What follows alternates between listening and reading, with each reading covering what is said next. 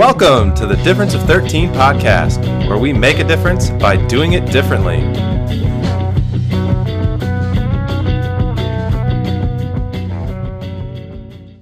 Welcome to week 9. Wow, it's been that many already, huh? Right, time flies.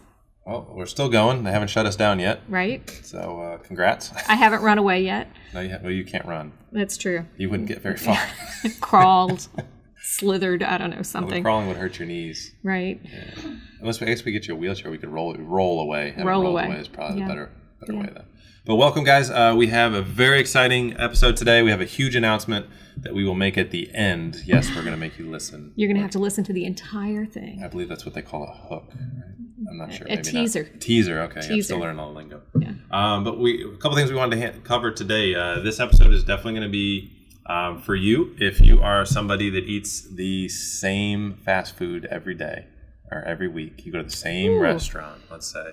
I don't know anybody who does that. The person who only eats a certain thing at a restaurant. Maybe you go to different restaurants, but you only get the same thing. You only get the chicken parm.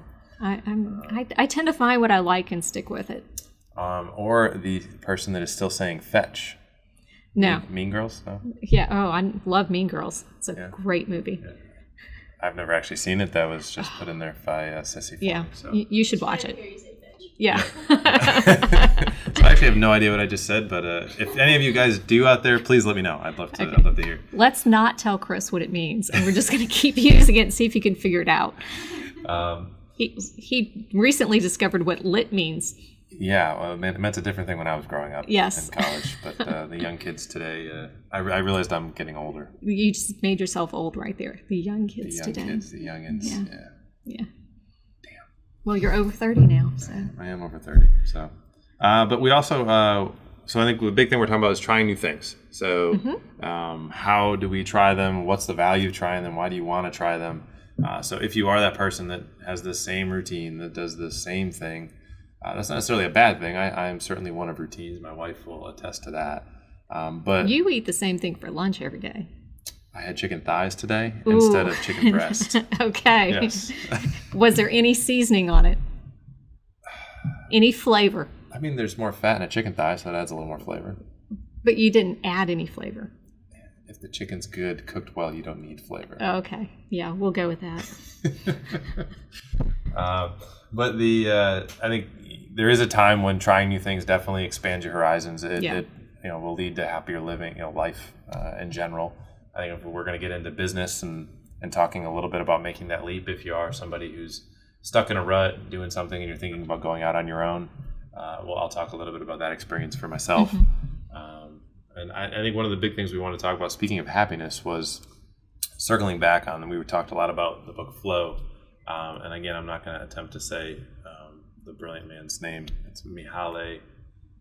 You said you weren't going to attempt it, but now you did. I certainly can't pronounce his last name. I apologize. It's many letters, but he's a wonderful writer. He is. But basically, so there are 8 prerequisites to achieve the state of flow. So that's how I want to start today. Okay. And do you know them off the top of your head without reading it off my computer screen? I do not. I can't read it off your computer screen without my glasses, so. Well, then we'll take these over here. Now, the funny thing is I can't read them with your glasses. Yeah. So I think the first prerequisite is that the person needs to be engaged in a doable task. The first 3, they need to be engaged in a doable task, they need to be able to focus, and they have to have a clear goal. Okay. So I think when we talk about what I'm trying to get better at, when I'm particularly with, I guess this ties into our big announcement later on, but in building for our big announcement, right, trying to establish and be clear what everybody's goals were, and making sure I give people tasks that they can actually do, and then trying to create an environment where they can actually focus. Because if you don't have those 3 things, there's no chance of becoming immersed. And I think that first one is incredibly important. If my whole 5 feet of being wanted to slam dunk a basketball, it's probably never going to happen without a ladder. So you can get those little Tykes hoops. I meant like a legit basketball goal, so that's not a reasonable task. That's not something that is going to happen. So yeah, maybe my goal would be like I can slam dunk in a little Tykes. basketball goal. So it needs to be something that you can actually accomplish. Okay, so let's assume that you've got something that you can actually accomplish. You've got a clear goal. I think that's a big problem with people in work feeling unfulfilled and not being able to really enjoy what they're doing is sometimes there's just no clear goals. Right. I think sometimes it's a little bit easier in school if the teacher does a good job of doing that. Right. But I know in his book he actually talks about how kids till they go to school are in a constant state of flow. They're always engaged in something, always learning. They're learning more about themselves. They're pushing their boundaries. They're falling over if their parents are letting them. Then they get to school and they're forced into this adult environment with potentially some very unclear goals. And that's where we see a lot of kids sometimes fall out of the state of flow. Right. But then, so if we go to the next one, receiving immediate feedback. And then basically, let's talk about that. And what does that mean, receiving immediate feedback? Well, while you're in the task, understanding whether or not you're moving closer to your goal or farther away from it, that the task itself has some sort of feedback component in it. So with the slam dunking the basketball, that's pretty clear. Like either you make it or you don't. Did you get net that time? Were you closer or farther away? So yeah, and I think in business, kind of talking about as we're going to talk about in a little bit, I think the market is always giving you feedback. Yes. And are people buying it or are they not buying it? If they're not buying it, the market's speaking. You need to listen. But that goes to you need to know your numbers to be able to tell whether or not that's true. You understand what the market's saying. Because there's a lot of businesses where there's a lot of money coming in the front door, but they don't know what to do with the money, or they don't know what it costs them to get that money. I know a lot of businesses making multiple millions and they're in the red. Yes. So, just because they sell a lot doesn't mean that they're doing well. Right. I think the other elements that oftentimes you'll kind of, you need to have a sense of control, that you can control kind of what's going on. And I think when you're engaged and immersed in the task, you kind of will lose sort of a sense of time. And when you come out, sometimes it could feel like a minute was 3 hours. It just was so wonderful. Or it can feel like 3 hours just flew by. Right. I mean, how many times have your kids been playing and you're like, hey, you need to stop. We need to go to the store. And they say, just a minute, let me finish, building my tower or whatever. And if it were up to them, it would be another 3 hours, because in their mind, that is just a minute because they're so engaged in what they're doing. And then, I think a couple of other ones where you need to escape from everyday frustrations and feel like you can create your future world just because you're so concentrated and focused on the goals that you're working on. So if you have money issues, but you go to work and you just love what you're doing, you kind of forget about those issues. Right. Or if you talk about a basketball player like Alex from or when she was lifting, she was talking about how that kind of clears her anxiety. So if she's nervous about things in life, lifting just kind of puts her in this state where none of that matters right now. She's so focused on what she's doing. There's a clear goal. She needs to get the weight from point A to point B. And then I think we talked about the being transformed. Was that 8? I think we got 8. Yeah. Oh, I think we talked about the challenge level of the activity must be equal to the person doing it, right? So yeah, so those are the 8 prerequisites. We'll have Sissy put those out because that might be confusing if you're just listening. That way you can just look in the description and see them there just for reference. If you haven't read the book or listened to the book, really strongly recommend it. We'll put that link or the name of the book in the show notes as well too. Right. It applies to everyone of all ages, really. Yeah, I think it would help parents understand their kids, like when they say, just a minute, I'm building my tower, understanding that they're in that state of flow, and that's actually learning for them. They're not just wasting time. Yeah. So those are important experiences for them. Definitely. So with that taken care of, I think it's time to talk about my leap into business. Yes. And I wanted to try something new. I wanted to stop getting a steady paycheck. You wanted to try living on peanuts for a while, right? I think I might be, are almonds bigger? I might be up to an almond. You might be up to an almond. Almonds are a little higher class than peanuts. That's true. Yeah. Still small, but higher class. Yeah. That's how I roll. You're fancy now. But, I think when going into the business, we talked, I think it was 2 episodes ago, when we had Ted on, we talked about are just, the model is so different. How when I was in the insurance-based model, really realized I was not a good employee, didn't enjoy what I was doing. I was not achieving the state of flow. Absolutely not. My wife will tell you I was miserable when I came home every day. Thank you, hon, for staying with me. And so basically the challenge didn't meet, we can go through all that list of all 8. I didn't check any of those boxes in that setting. So I decided to try something new, try something different. Nobody that I knew of in the area was doing what we do now. It was totally a flyer out of left field in a sense. I obviously tried to do all my research and get started, but at some point, regardless who you are and when you're looking to start something on your own, you have to take a leap, and that's scary. It is very scary. You had a lot at risk. Yeah, I mean, so my oldest, Lucas, was only, I don't even know if he was a year old at that point. No, he's a baby. Yeah. So I'm gonna have a baby and then see you later, constant income. Yeah, I'm gonna have a baby, start a new business. That'd be great. Yeah, and my wife actually stopped teaching at that point. Or no, she was still teaching for that first year, but she stopped after that. Or no, she did stop teaching once he was born. Yeah. So we had one income. One income. Yeah, that's fine. So let's just tear up that check and we'll just go no income. That'll be great. But yeah, I think honestly, when I look back and after reading the book Flow and the more personal development stuff that I've read through, I think that was why I essentially did it, was because I just wasn't happy. I was not challenged. I was not in a place where I felt like I had clear goals because I had 3 people at a time. I couldn't focus on one person. Now when I have somebody for an hour, I literally feel like that time just flies by. Now there will be some times where it feels like it may be 5 hours and I can't wait for that clock to turn. But for most cases, I mean, it literally, that hour, I'm like, oh my gosh, I only got 5 minutes. What am I going to do? Like, oh, whoops. Yeah. All right, let's squeeze this in here before you go. But I can't speak enough to how fun it is to live in that state and work in that state. And I think that's when we talk about our culture here, and that's what we try to foster is what are everybody's goals? What are they good at? How do you experience flow, or how do you kind of, when you're not experiencing it, what sort of new things have you tried and how have you gotten the courage to go do that?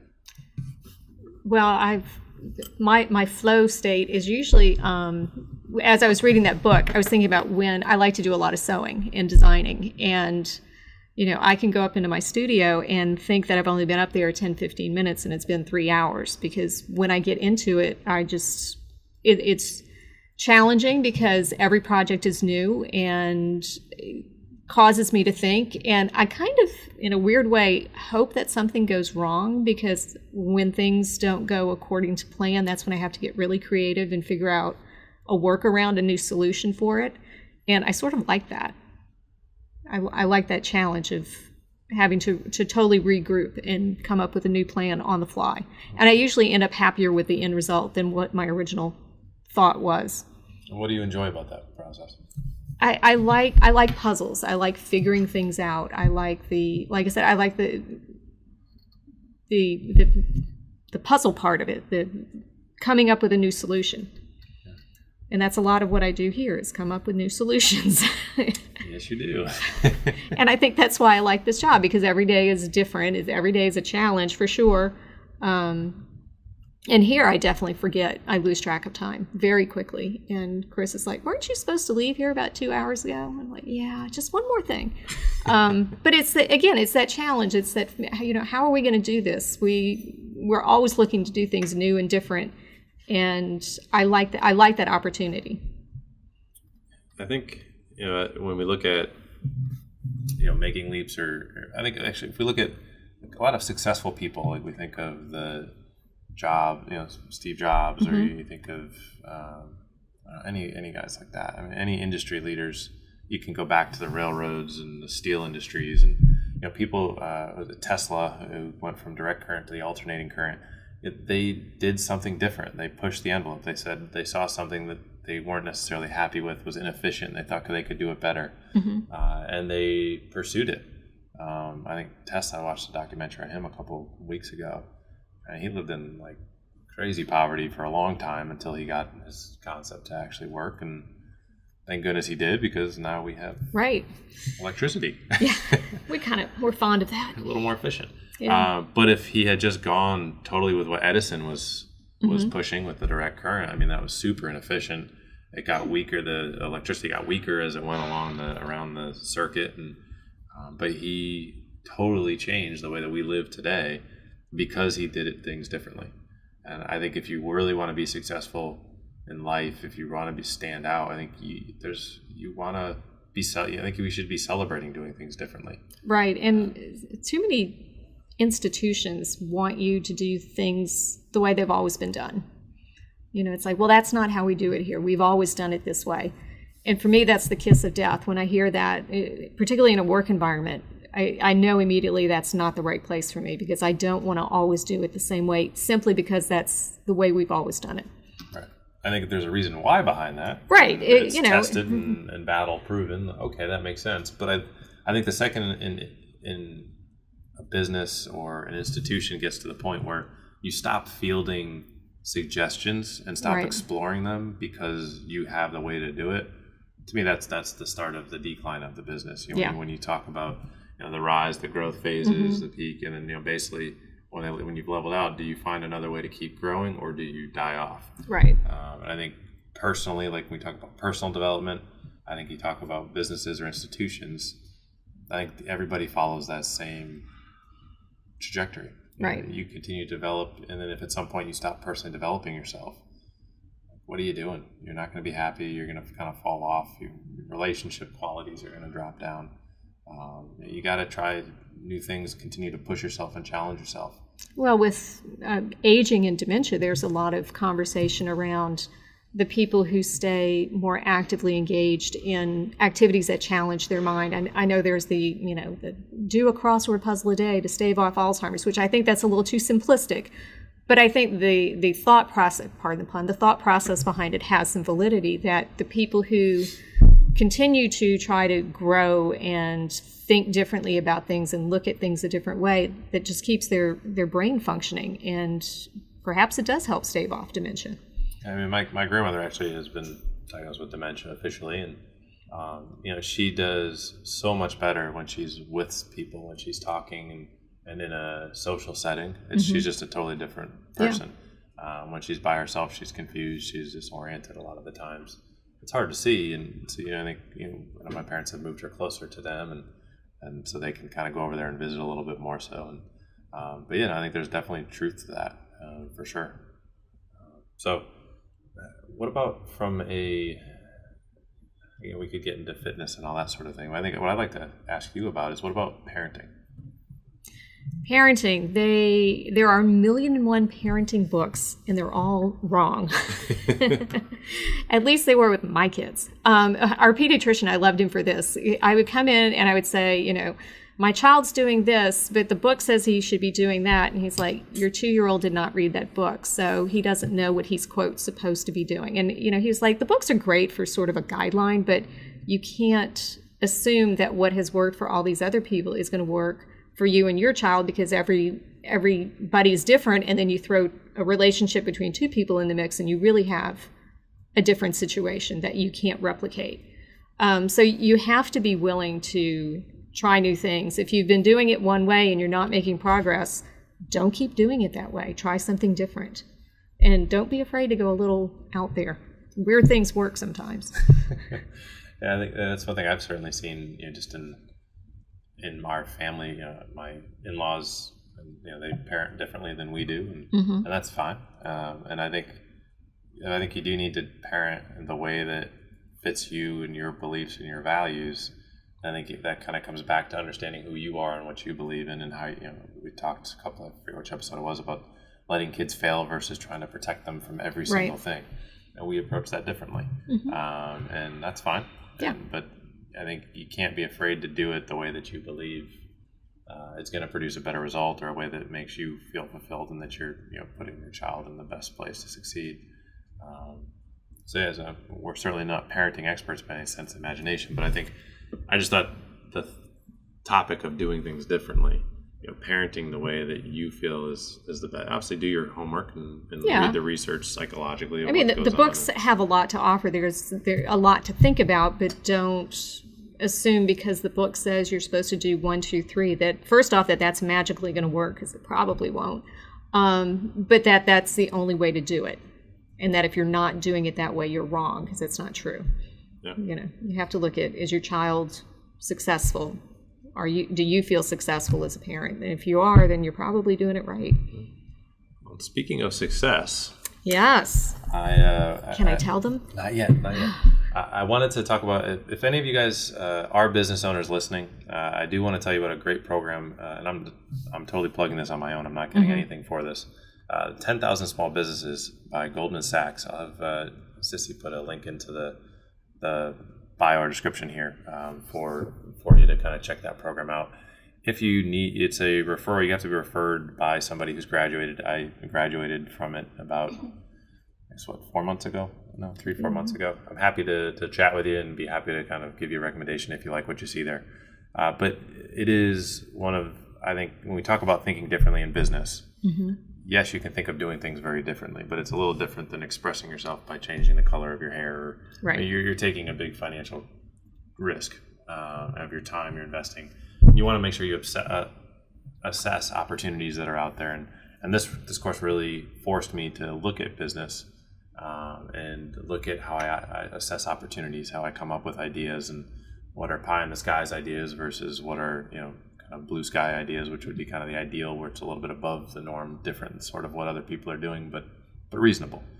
And then, looking at that, doing what's called market sizing and understanding the market and really how big is your opportunity, researching your competition. I mean, this course was an MBA course for you to do while you're in your business. So basically what it is you go to this program. In your, quote, spare time. Yeah, in your spare time, yes. Yeah. It is quite a commitment. You run your own business, then you're going to do about 10 to 15 hours additionally a week. But you're basically working on your business, and you get out of being in your business. And the whole premise of the program is to develop a growth opportunity, which sort of is our announcement. Yeah. So in the program, what I had to do was assess my opportunity. I obviously like to think differently, think about different ways we can do things and challenging the status quo. And we actually went in with the idea of growing our online golf training. Right.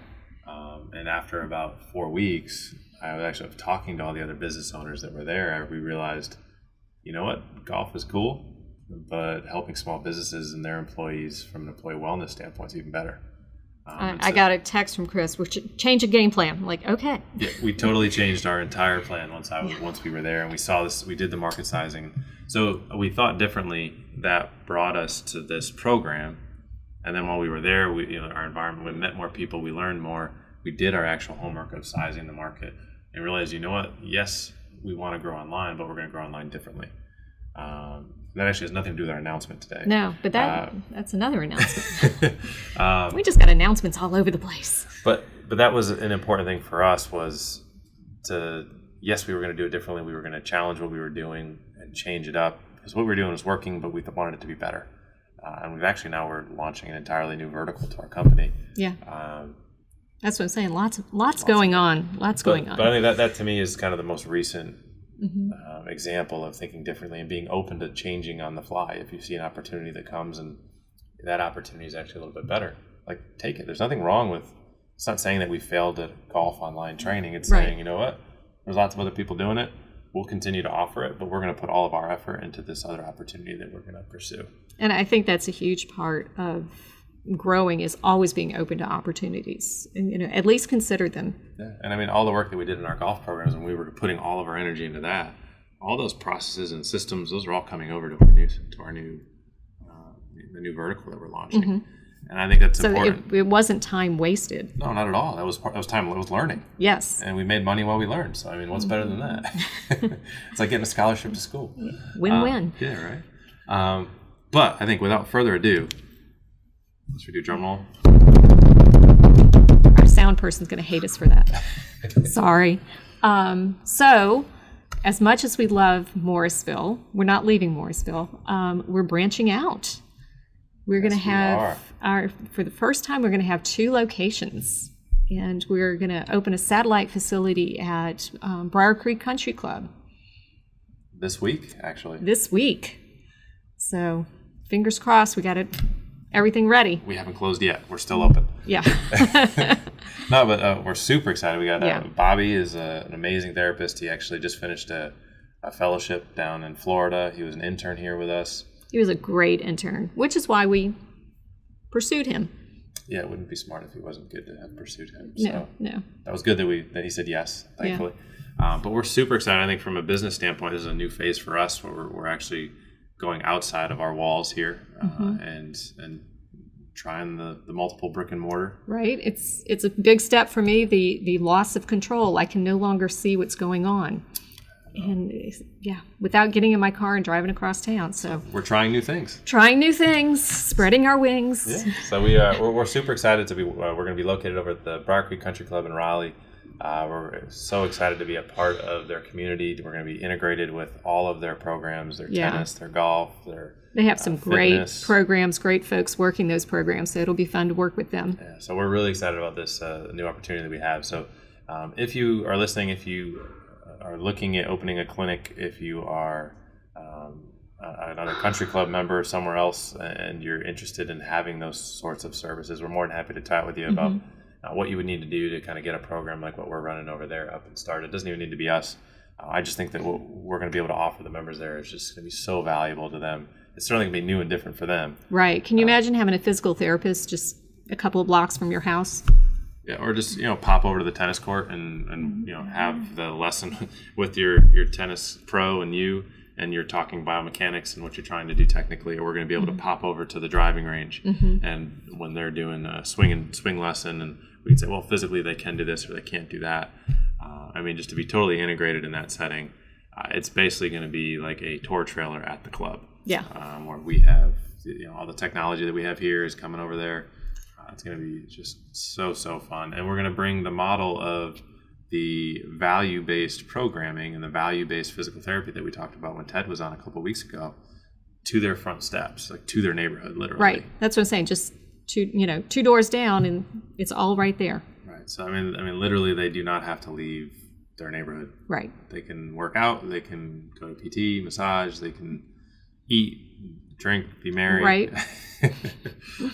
So we're very excited to be going over there. So, please share in our excitement. If you are local, come check us out over there.